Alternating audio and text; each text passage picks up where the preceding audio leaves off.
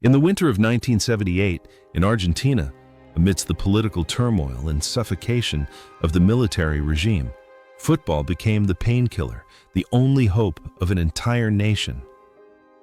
In the El Monumental Stadium, filled with white pieces of paper, papelitos, flying like snow, the Argentine team, La Albiceleste, wrote a fairy tale when they lifted the World Cup for the first time. With a fiery attacking style of play imbued with the philosophy of El Flaco, César Luis Menotti, they defeated the Netherlands in a dramatic final to become the new kings. But when the final whistle blew, when the confetti was swept away, the heroes of that year returned to real life. Nearly half a century has passed. Time has drawn different fates for the 22 golden boys of that year. Some became legends on the coaching bench, some lived in seclusion in the countryside, and some have forever become stars in the Buenos Aires sky. Let's listen to their life stories.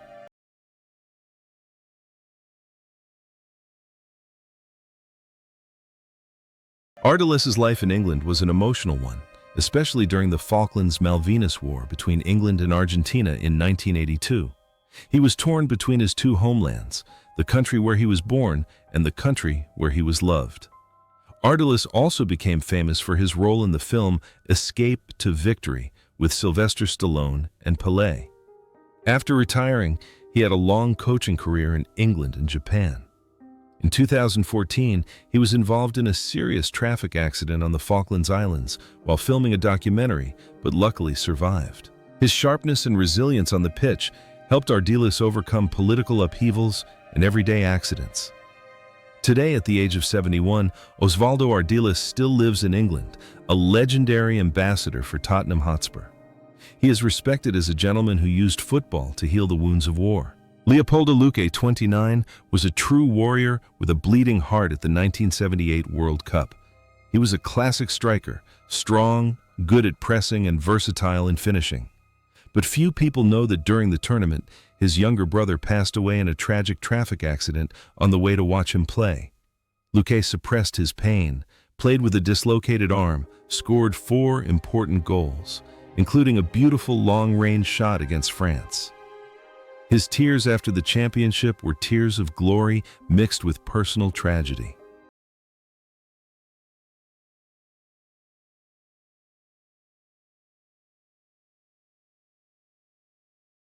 Americo Gallego, El Tolo, 23, is the steel shield in front of the defense. If the artists above do the embroidery, Gallego does the cleaning. His style of play is based on strength, aggression, and excellent one-on-one ability. He is the bodyguard of Kempes and Ardiceleste, the man willing to do the quietest work to help the team win. Gallego's coaching career was even more brilliant than his playing career.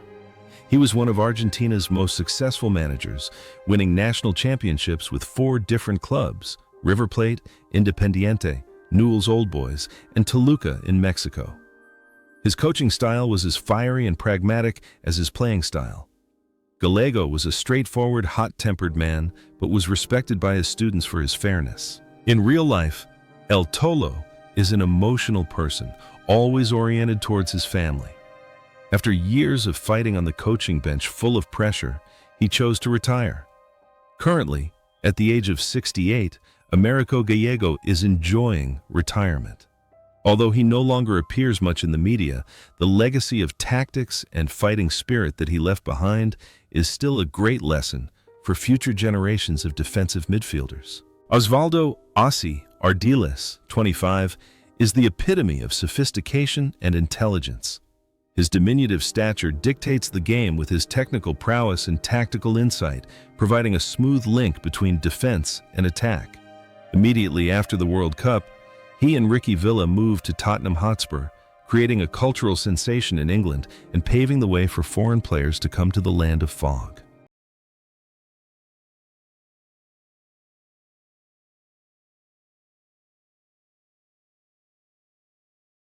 Daniel Passarella, El Gran Capitan, the great captain. At 25, he was the undisputed leader of the team. With his fiery eyes, fierce style of play, and fearsome scoring ability as a defender, Passarella was the epitome of uncompromising fighting spirit. He was the only Argentinian player to be part of both the 1978 and 1986 World Cup winning squads, an unprecedented feat. Passarella's career was an epic one, with brilliant success at River Plate, Fiorentina, and Inter Milan. After retiring, he became a talented coach, leading the Argentina and Uruguay national teams and River Plate. His peak was when he became president of River Plate. However, his life was also full of tragedy and turmoil. He suffered the pain of losing his son Sebastian in a traffic accident, a wound that never healed. His time as president ended in controversy when River Plate was relegated, turning him from hero to the center of criticism.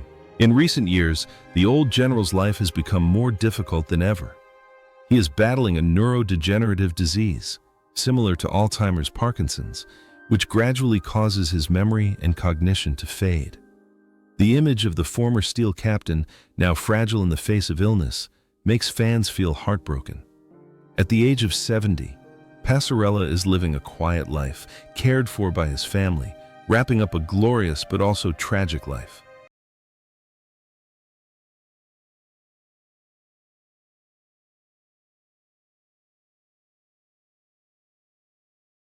Alberto Tarantini, nicknamed Conejo, the Rabbit, was the wildest man in the squad that year. At 22, with his signature curly hair and big teeth, Tarantini played with endless energy. What was special was that he played in the 1978 World Cup while unemployed, not belonging to any club due to a contract dispute with Boca Juniors.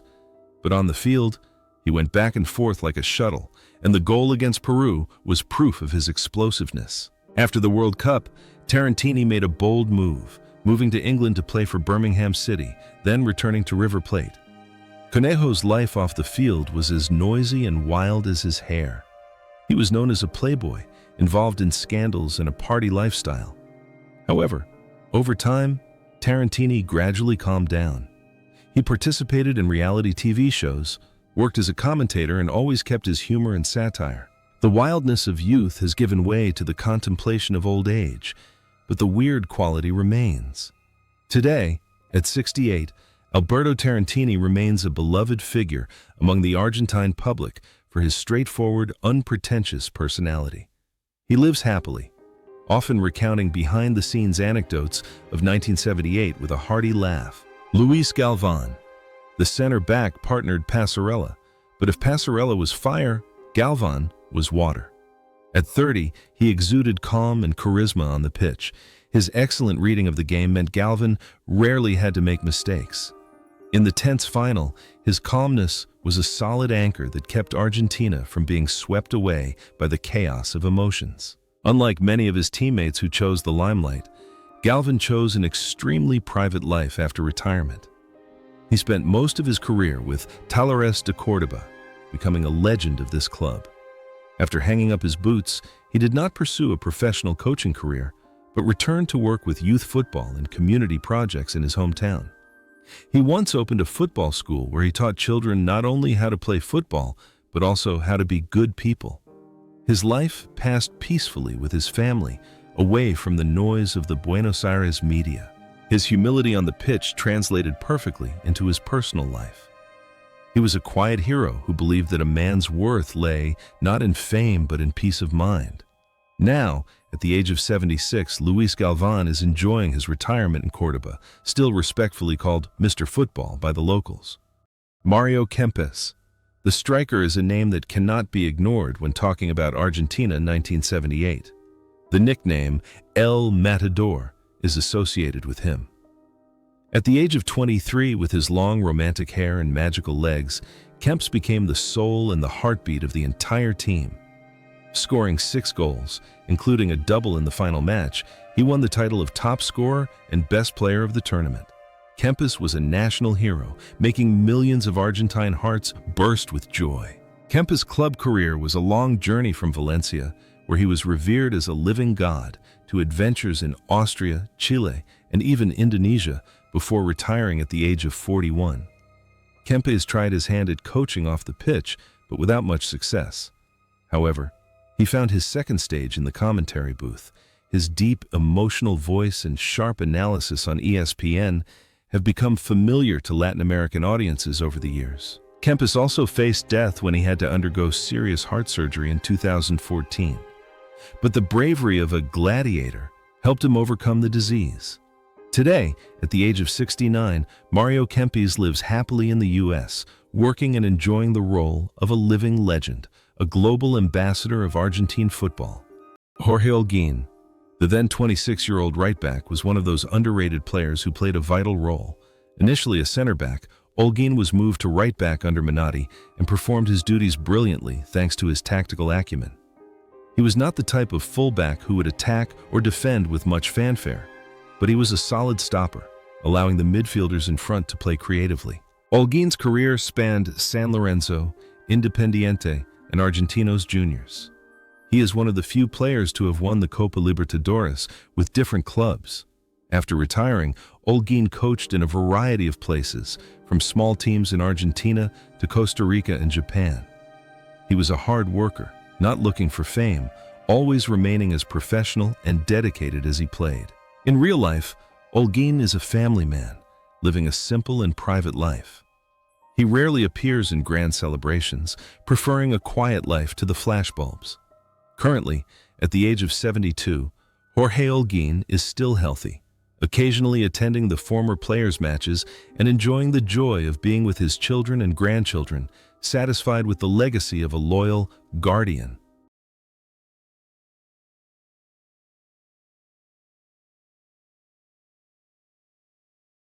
Ubaldo Fillol.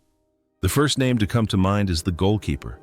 The nickname El Pato, the Duck, is closely associated with him. In 1978, at the age of 27, Fillol was not only in goal, but also a guardian angel in the legendary green shirt. With his excellent reflexes and ability to block seemingly impossible shots, especially the save with his foot against Rob Rensenbrink's shot, he became the best goalkeeper in the tournament. Moreover, he was a solid mental support for a defense that was always ready to push forward. After his peak in 1978, Fillol continued his illustrious journey through big clubs such as River Plate, Atletico Madrid, and Flamengo. He played persistently until the age of 40 before taking off his gloves. El Pato's life off the pitch was closely linked to his work as a goalkeeper coach. He devoted all his heart to passing on his skills to the younger generation at River Plate and the national team. In real life, Fillol is a quiet, serious, but emotional man. He has experienced major events, such as having his World Cup championship medal stolen from him at his own home. A pain that devastated him, but he overcame it when he found the souvenir.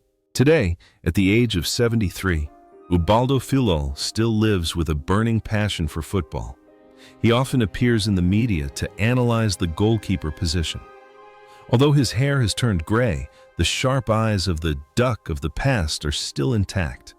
He is still a living monument, a standard measure for all future Argentine goalkeepers.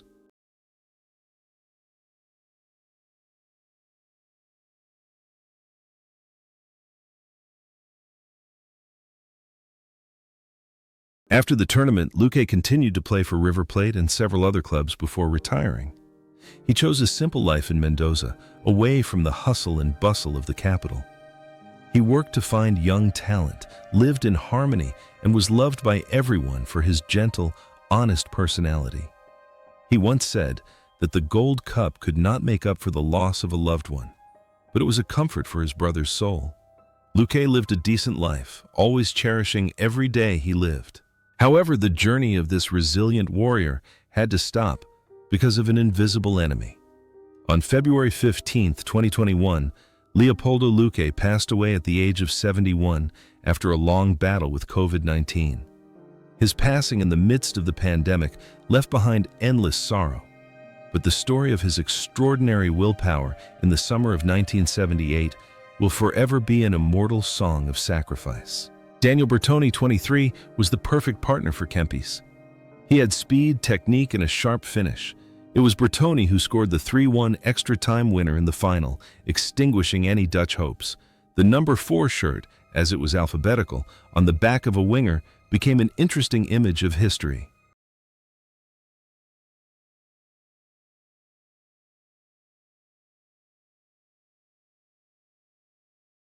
After the World Cup, Bertoni moved to Italy to play very successfully for Fiorentina and Napoli, where he played alongside Maradona. When he retired, he became a famous player agent and commentator. Bertoni's life was very rich and fulfilling. He knew how to enjoy life, was stylish, and always maintained his elegant style.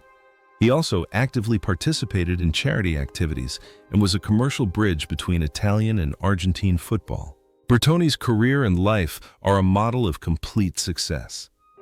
He has not encountered too many storms, knows how to invest and maintain his image. Currently, at the age of 68, Daniel Bertoni is living the life of a successful businessman. But in the eyes of fans, he is still the young striker with the decisive shot of the year. Oscar Ortiz, 25, is the team's skillful left winger. Wearing the number 16 shirt, Ortiz is a pure winger. He sticks to the touchline, dribbles skillfully, and crosses accurately. Although not as famous as Kempes or Bertoni, Ortiz's role in stretching the opposition's formation is irreplaceable in Menotti's scheme.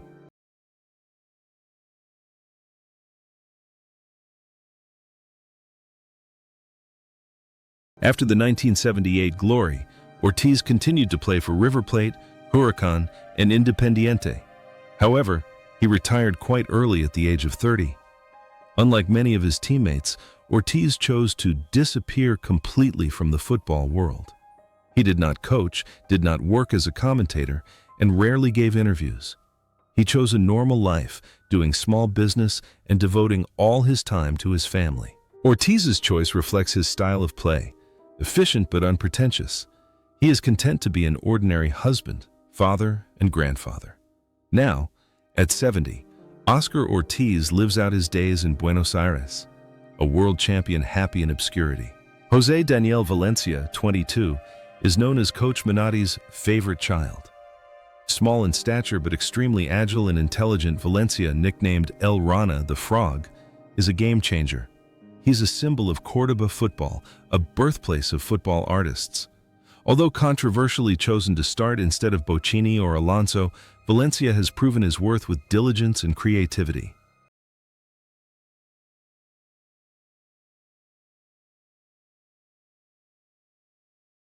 Valencia spent his entire career at Talleres de Córdoba. He loved his homeland so much that he turned down Real Madrid's offer to move to Europe to stay in Argentina. After retiring, he continued to live and work in Córdoba, participating in youth training and serving as an ambassador for the club. His life was filled with laughter and love from the local people. He was a simple man, full of affection, always appreciating his roots. Now 68, José Daniel Valencia remains an idol in Córdoba. He lives a simple life, regularly organizing friendly matches and telling children about the glory days of 1978. René Houseman, El Loco, the Madman, is Argentina's most eccentric football genius. At 24, Houseman has such good feet that people call him the Garrincha of tango. Raised in a Villa Miseria, Houseman plays football with wild instinct, full of improvisation and without following any rules. He is pure joy on the pitch, a man who can dribble past opposing defenses just because he likes it.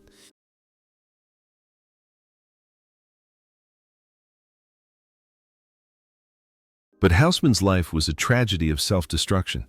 He became a heavy drinker even when he was still playing.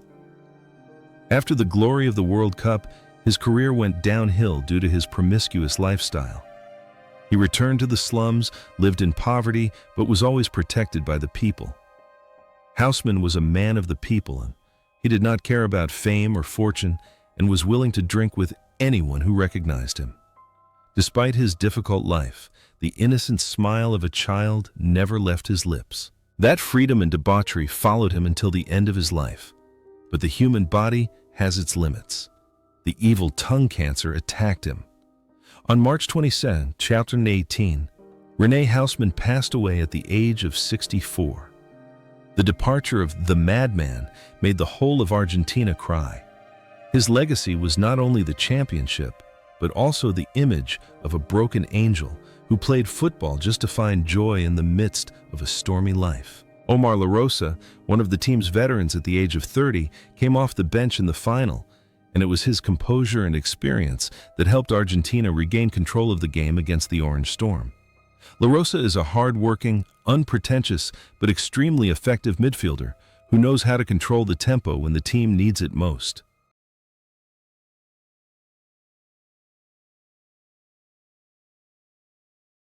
After the World Cup, he continued playing for a few years before moving into coaching, often as an assistant. He was the right-hand man for many famous coaches. La Rosa lived a very private life.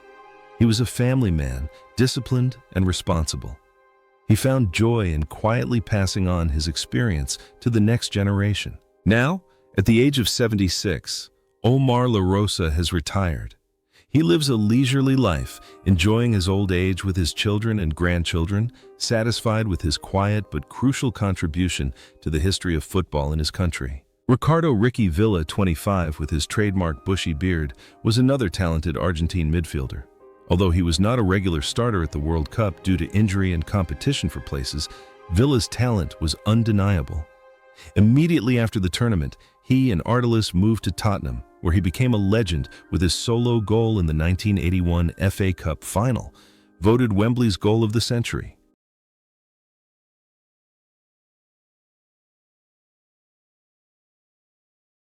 Villa lived a rather secluded life after retiring. He returned to Argentina, bought a farm in the countryside, and became a real farmer. He raised cattle, grew crops, and lived in harmony with nature. He rarely appeared in the media, but every time he returned to London, he was welcomed like a king. The contrast between the glamorous football star and the muddy farmer is the most interesting thing about Ricky Villa. Today, at the age of 71, Ricardo Villa is still living happily on his farm. He finds peace in the fields, away from the noise of the modern football world, keeping himself a free and open-minded soul. Norberto Beto.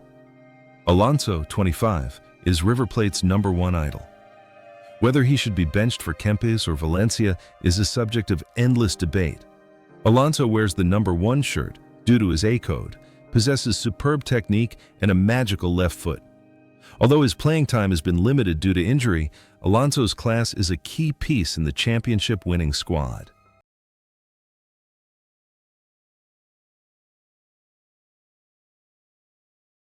After 1978, Alonso continued to win numerous titles with River Plate, becoming one of the greatest players in the club's history.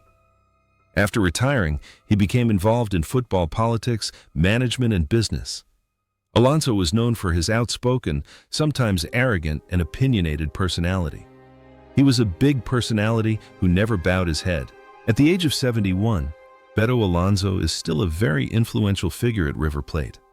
He regularly appears on commentary shows, giving sharp and thorny comments, living up to the temperament of a great star who never goes out of style. Miguel Oviedo, 27, is a versatile player for the team. Tall and strong, he can play as a defensive midfielder or a center back. Oviedo is Menotti's strategic card to reinforce the defense when needed. His career is tied to Talleres de Córdoba, where he is considered a legend.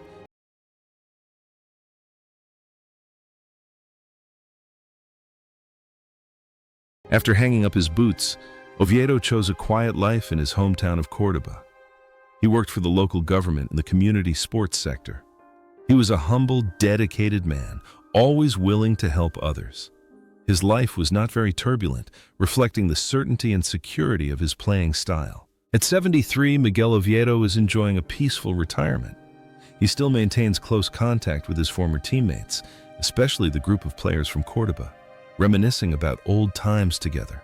Hector Bailey, 27, was Filol's backup goalkeeper. Nicknamed Chocolate because of his dark skin, Bailey was one of the few notable black players in Argentine football history. Although he did not play a single minute at the 1978 World Cup, his professionalism and talent, he had been a great goalkeeper for Huracan and Talleres, were always appreciated by his teammates.